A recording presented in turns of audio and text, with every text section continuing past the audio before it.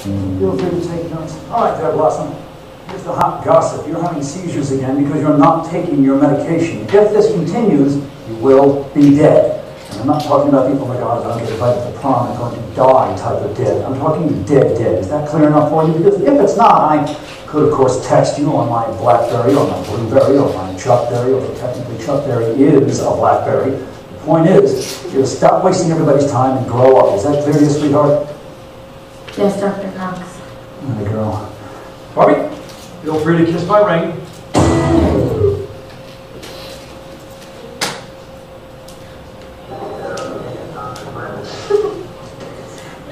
No formula, just mommy's healthy, natural breast milk. Yummy. Her whole face just got swollen like this overnight. No fever. Glenn's normal. Missing her vaccination dates. We're not vaccinating. Groovy. Think they don't work? I think some multinational pharmaceutical company wants me to think they work. Pad or bottom line. May I? Sure.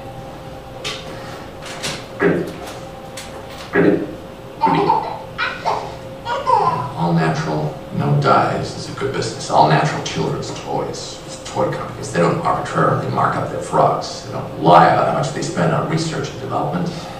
The worst that a toy company can be accused of is making a really boring frog. You know another really good business? Teeny tiny baby coffins. You can get it in frog green, fire engine red. Really? The antibodies in Yummy Mummy only protect the kid for 6 months, which is why these companies think they can gouge you. They think that you'll spend whatever they ask to keep your kid alive. Want to change things? Prove them wrong. A few hundred parents like you decide they'd rather let their kid die than cough up $40 for a vaccination. Believe me, prices will drop really fast.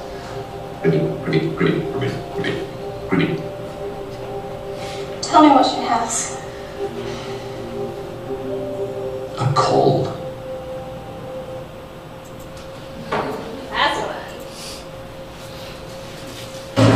How's something good? Says Liz ain't in there. Oh, that's so good. Also, just not be going to that camp. I have made some calls. Which one of you did it? You called Child Protective Services on me? Is this a joke? Is this some game to you people? If I want to send my child to a beautiful camp run by a lovely pastor, then I have every legal right to do so, and it is none of your business. Do you understand? Stay away from my little girl and stop filling her head with your faithless, inappropriate nonsense. You repulse me. You're disgusting. Oh. To you people, if I want to send my child to a... So, if you don't go to the doctor often, but you do watch a lot of this kind of media, how might you feel about going to the doctor? It's going to be a show. It's going to be some entertainment. Yeah. What else? They're going to make you know what it's like about it. Yeah. The doctor is in charge, and they are going to make you feel bad about what you know about what's wrong with you, right? What does it say about what doctors think about patients? They're uneducated. They're uneducated? Absolutely. What else? That they're not very smart when it comes to making decisions on their own. Yeah, they can't make their own decisions or decisions for their children. What else?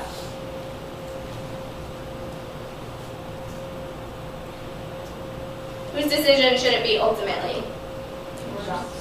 Haha! Whose decision should it be? Yours, right? But according to this media, the doctor is ultimately right? To the point where they call Child Protective Services on someone. So you may feel reluctant to go to the doctor based on what you have learned provider-patient interactions are based on this media, right? So in media, there's also power and inequalities, just like the social determinants that we've been talking about in class.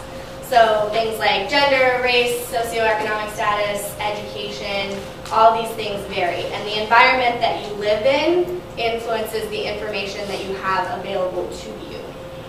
So People who are poor, discriminated against, or in marginalized groups do not have as much access to care, and they have higher rates of disease and death than people who are, for example, economically secure. Right? And as providers, learning how media can make a positive impact on these social determinants can help you to reduce health disparities.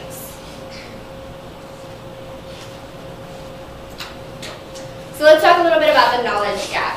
This talks about the differences in retention about health information due to social inequalities and health disparities.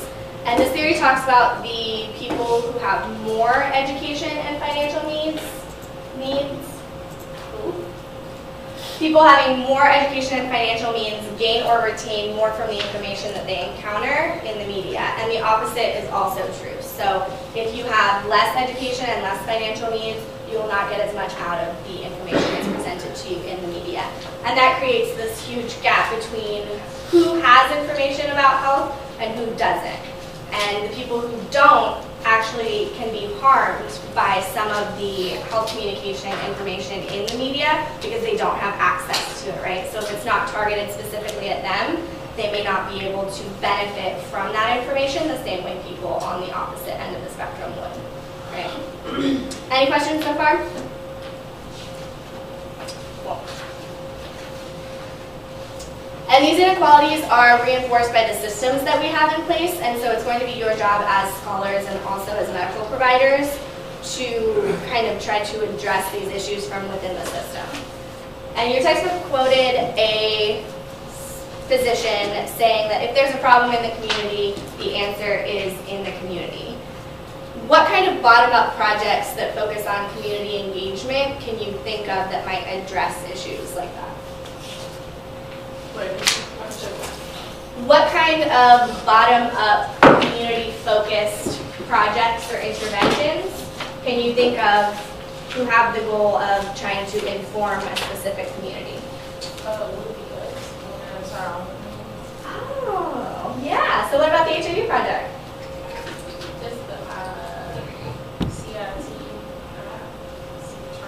Yeah, that made sure that you guys are able to do that in an ethical manner. Absolutely. So you are going out into the community, a specific community that has higher levels of HIV, that maybe doesn't have access to as much of the information. They might be on the low end of the knowledge gap, and talking to them about HIV from what you've learned from Donna and Joy, right? So that's a fantastic example. So it needs to be very, very targeted.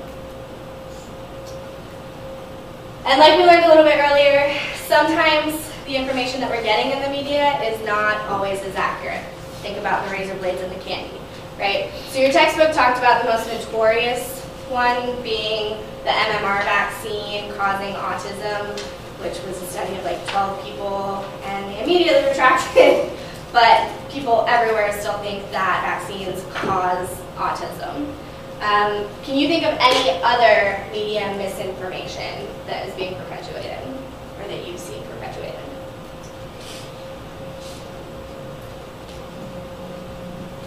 Yeah? Sometimes you just hear pseudoscience of cures for cancer being made, or wine is good for your heart, or chocolate is good for your heart, whatever they feel like they want to share with people. Yeah, and how they frame it changes what the actual research that's behind it and how that's presented, right? Absolutely.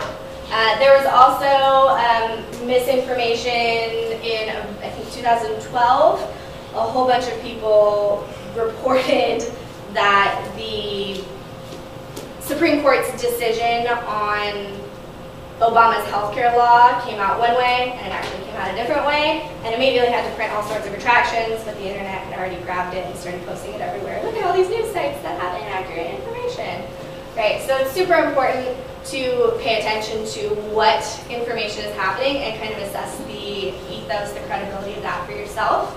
Our library has a whole page, which if you have a second, you should visit, about fake news and assessing the credibility of information.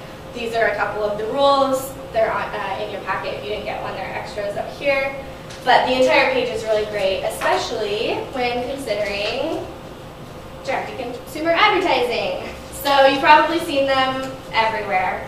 These advertisements are only in the US and New Zealand. We're the only developed nations that have extensive drug advertising, but very, very few regulations. So this was the first TV advertisement in the 1980s for any kind of prescription drug. We're going to watch it real quick. It's very short. If you're one of the many people who take the prescription drug Motrin, you should ask your physician or pharmacist about Rufen. They will tell you that both Motrin 400 milligram tablets and Rufen 400 milligram tablets are different brand names for the same drug, ibuprofen. There is only one important difference. Rufen can cost you considerably less. So it's a little shocking that ibuprofen was ever a prescription drug, but things change and evolve. And in 2014, pharmaceutical companies spent $4.5 billion on direct-to-consumer advertisements. $4.5 billion. That's an insane amount of money. And the FDA has all sorts of requirements for what can and cannot be present in print advertisements and television advertisements. But the problem is that there's very little policing of these regulations happening. And the FDA has actually come under fire from the Government Accountability Office for a lack of attention to those regulations. So on the FDA's website,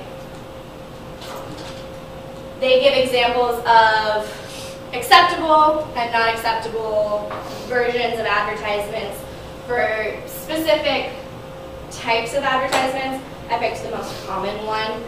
So little hint for you, the yellow circles are things that they want to draw attention to, but what can you notice as far as differences between the two advertisements?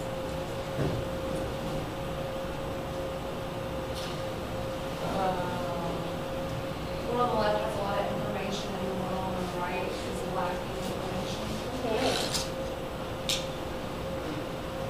One to a grown adult, another to a child.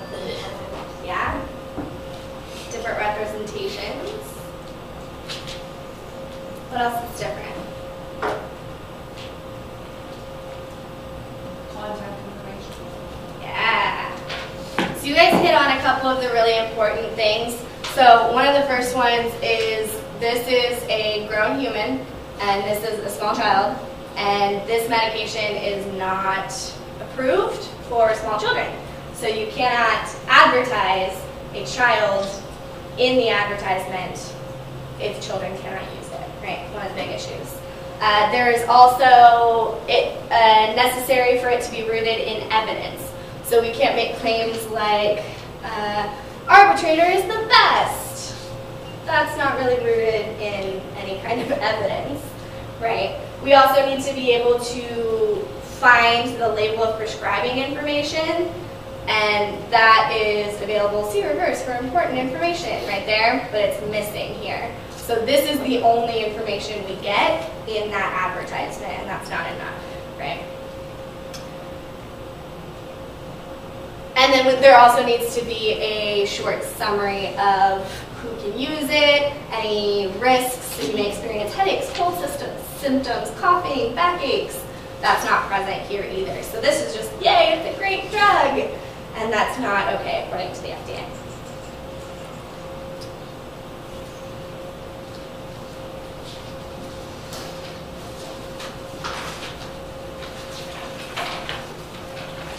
So unfortunately, because patients are taking a more active role in information seeking, which you would hope, sometimes the information is inaccurate, so negative consequences can occur as well. And 1 in 5 patients are using self-diagnosing tools like WebMD instead of talking to their doctor. So who is targeted by direct-to-consumer advertisements? Who are they for? Yeah, you guys. Consumers, patients, they're not aimed at doctors. So if patients are not talking to their doctors as often, and they're relying on this kind of information, that's a big problem, right?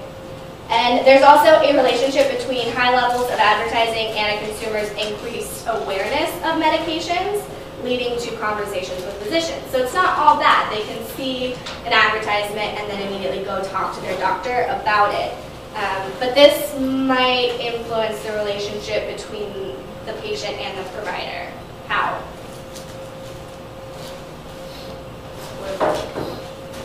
So if you know more things about medications because you've seen these advertisements and you've seen information in media, and then you go talk to your doctor, how might that change your relationship? You're not too willing to let the doctor tell you what you do. Yeah, you're not going to listen if your doctor tells you, like the doctors that we saw in the clips, you will take this, this is the only treatment option, right? You have more information. So that might put a strain on your relationship. You might start to question the credibility of your provider, which is not always a bad thing, but can be negative in the context of that relationship, right? So physicians start to act as gatekeepers of prescriptions because you need them to actually write the piece of paper rather than sources of information. So it's changing how you interact with your doctor. And DTCA can also foster misunderstandings about pharmaceutical drugs by sending incomplete messages like we saw in the previous advertisements. And since patients are navigating this information mostly on their own, the likelihood that they misinterpret that information is super high, which creates this kind of perfect storm of confusion for patients not talking to their doctors and relying on this information. And one of the most notorious examples is from Bayer, the makers of Yaz birth control. In 2008, they got in a lot of trouble from the FDA by claiming not only benefits that were unverified and not treated like we treat